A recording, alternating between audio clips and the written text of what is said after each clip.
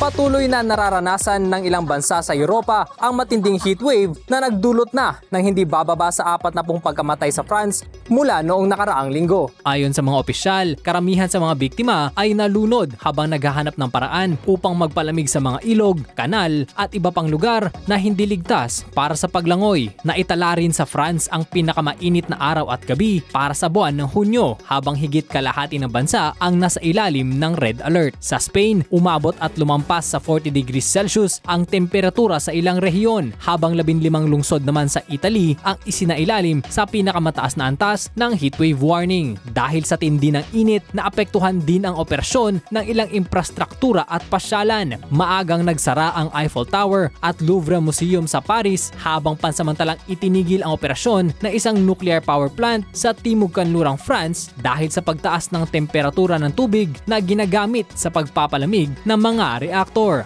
Ayon sa mga eksperto, mas nagiging madalas at mas matindi ang heatwave sa Europa dahil sa epekto ng climate change. Nagbabala ang mga autoridad sa publiko na mag-ingat laban sa matinding init at iwasan ang mga mapanganib na aktibidad tulad ng paglangoy sa mga lugar na walang sapat na seguridad. Para sa IFM Foreign News, ako si Manong Kit, Idol! IFM News.